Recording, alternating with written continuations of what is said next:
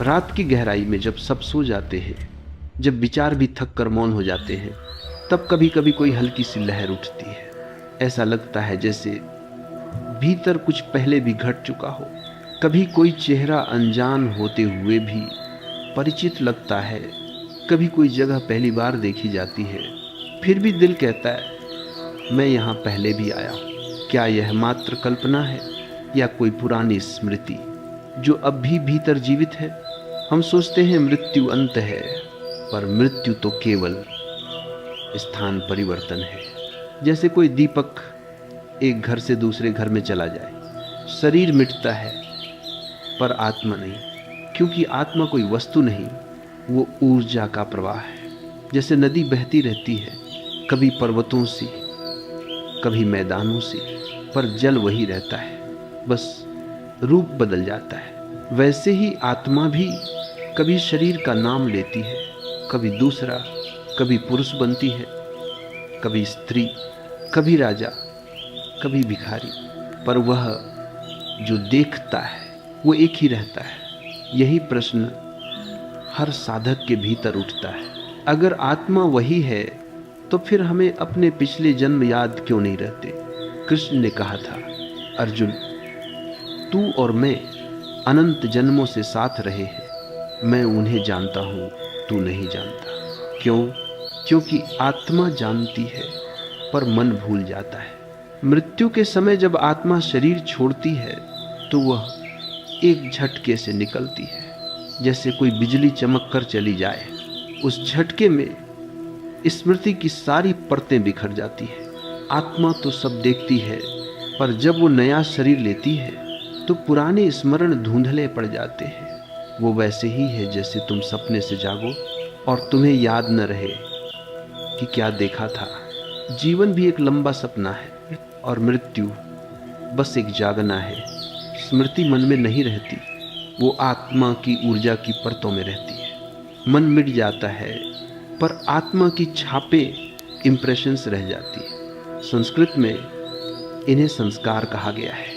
हर कर्म, हर भावना, हर अधूरी इच्छा आत्मा पर एक लकीर छोड़ जाती है और वही लकीरें उसे अगले जन्म में खींचती है।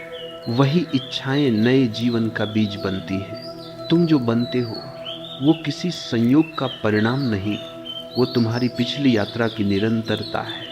अगर तुम सब कुछ याद रखो, हर मृत्यु, हर पीड़ा, हर अपमान, हर बिछड़ना, तो क्या तुम जीवित रह पाओगे?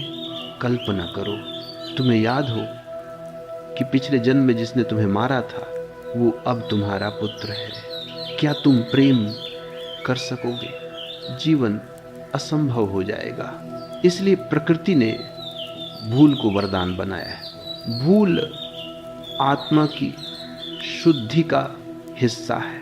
हर जन्म आत्मा को एक नया अवसर देता है, बिना अतीत के बोझ के फिर से खिलने का, फिर से सीखने का।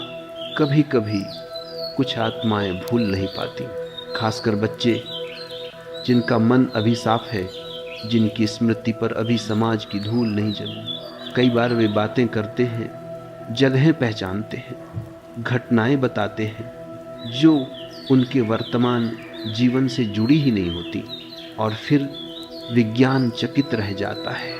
कई शोधों में पाया गया, कई बच्चे पिछले जन्म के गांव, नाम, परिवार, यहाँ तक कि मृत्यु की परिस्थितियां तक बता देते हैं। क्या ये सब झूठ है? नहीं, ये आत्मा की गहरी स्मृति की झलकें हैं। वो पूरा स्मरण नहीं होता, बस कुछ टुकड़े लौट आते हैं, क्योंकि आत्मा अभी पूरी तरह भूली नहीं होती। यही कारण है कि ओशो कहते हैं, ध्यान ही एकमात्र तरीका है जिससे तुम अपने सभी जन्म याद कर सकते हो, क्योंकि ध्यान तुम्हें सतह से गहराई में ले जाता है, वो जगह जहां आत्मा अपने सभी अनुभवों का खजाना रखती है। जब तुम गहरी ध्यान अवस्था में उतरते हो तो धीरे धीरे वर्तमान मिटता जाता है। शरीर, नाम, पहचान सब गायब, और फिर अचानक कुछ दृश्य आने लगते हैं जो इस जीवन के नहीं होते, वो याद नहीं होते। वो अनुभव होते हैं। जैसे किसी ने भीतर किसी पर्दे को हटा दिया हो और फिर तुम्हें महसूस होता है कि तुम्हारा अस्तित्व बहुत पुराना है, कि तुम कभी खत्म नहीं हुए, बस रूप बदलते रहे। आत्मा की स्मृति 7 स्तरों में होती है। पहली 3 परतें मनुष्य के जीवन से जुड़ी हैं, अगली 3 ऊर्जा से और 7वीं मौन से।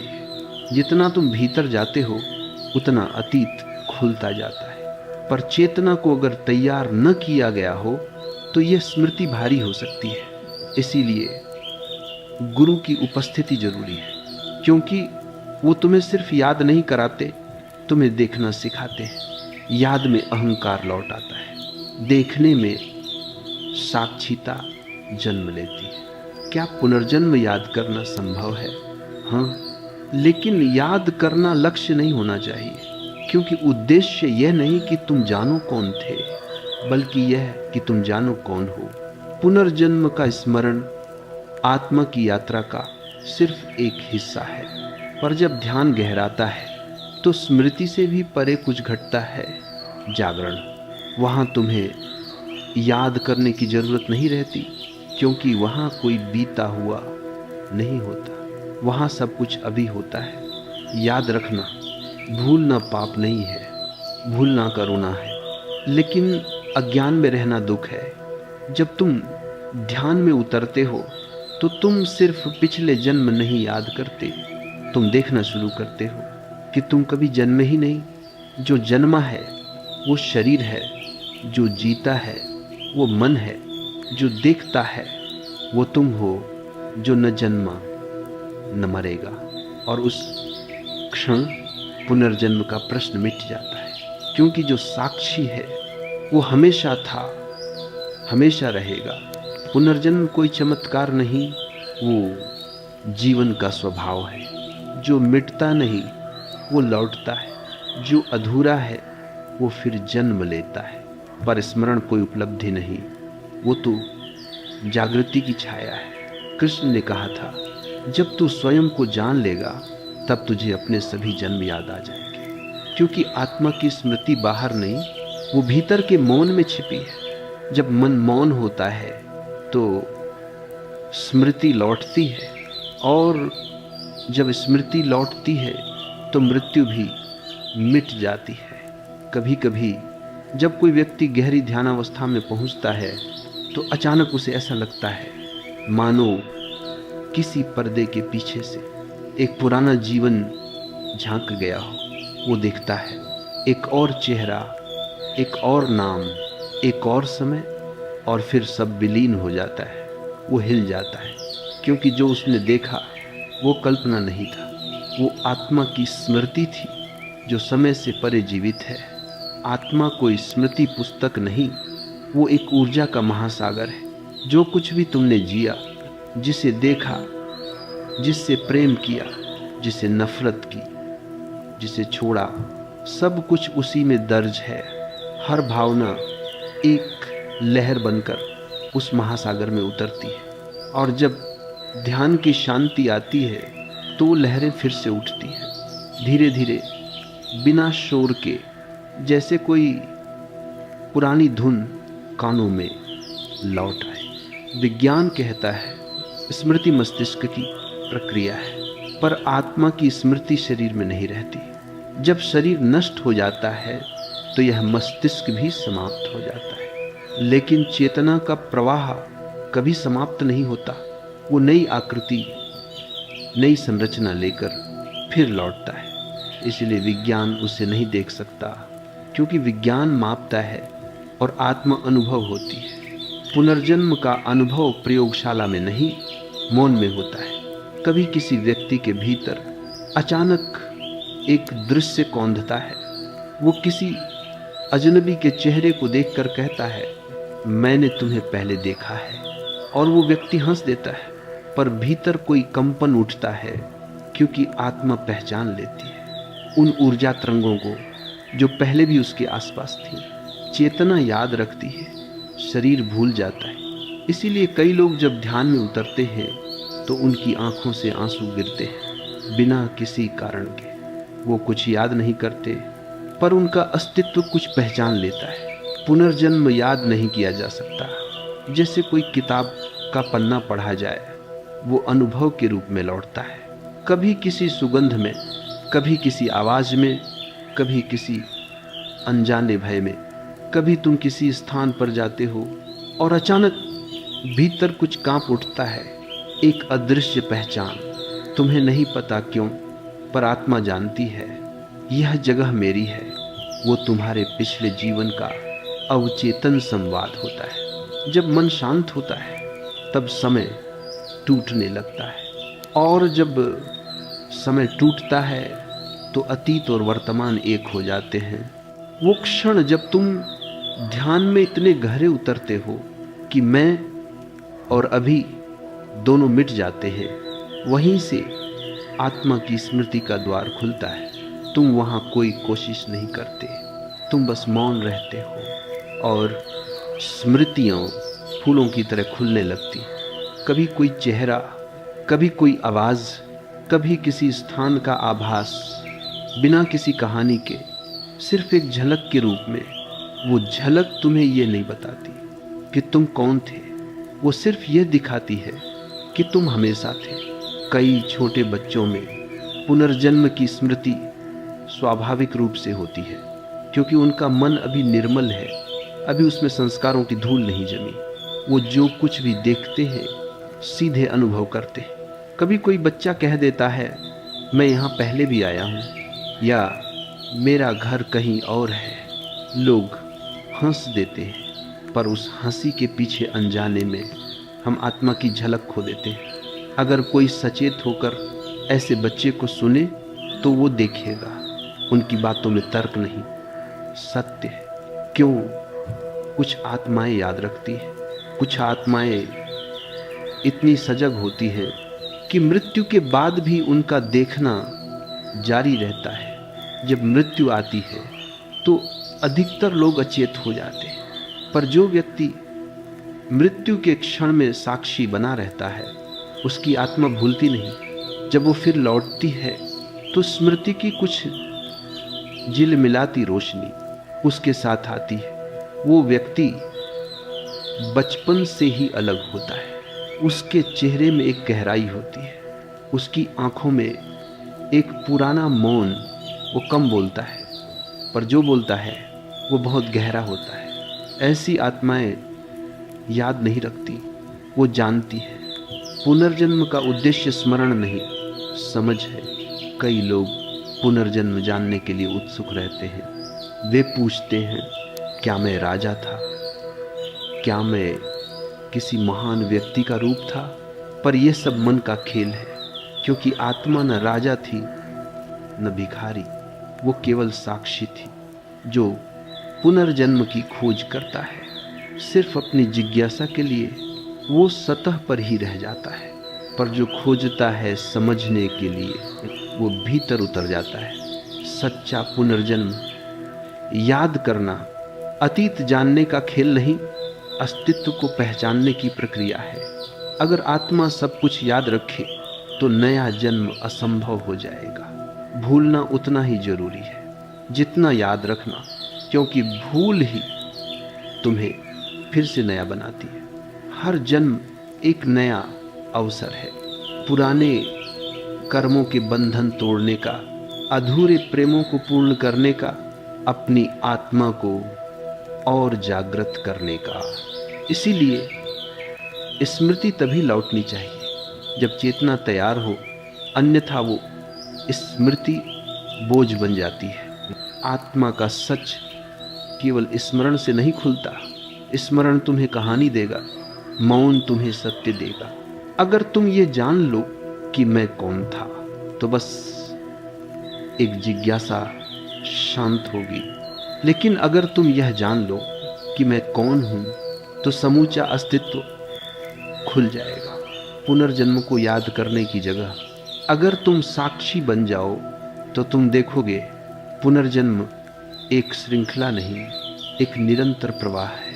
तुम वही जल हो जो सैकड़ों रूपों में बहा है और अब भी बह रहा है। पुनर्जन्म याद किया जा सकता है, पर यह याद किसी प्रयास से नहीं आती। ये साक्षी भाव से आती है। जब तुम मौन में उतरते हो तो तुम समय से परे हो जाते हो।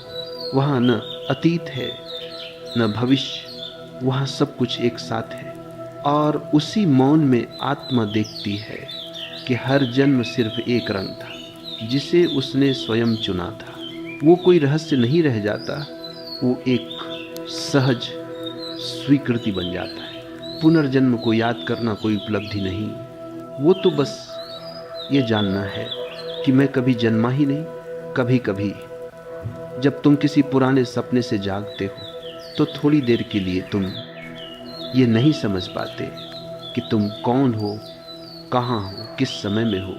फिर धीरे धीरे तुम अपने वर्तमान को पहचान लेते हो। पर वह क्षण, वो कुछ पल जहाँ सब कुछ अनजान, धुंधला फिर भी परिचित लगता है, वहीं आत्मा का अनुभव छिपा होता है।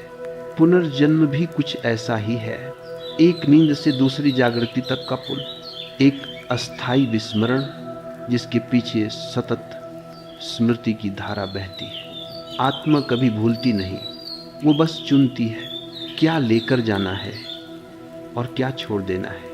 हर जन्म एक चयन होता है, हर मृत्यु एक विसर्जन।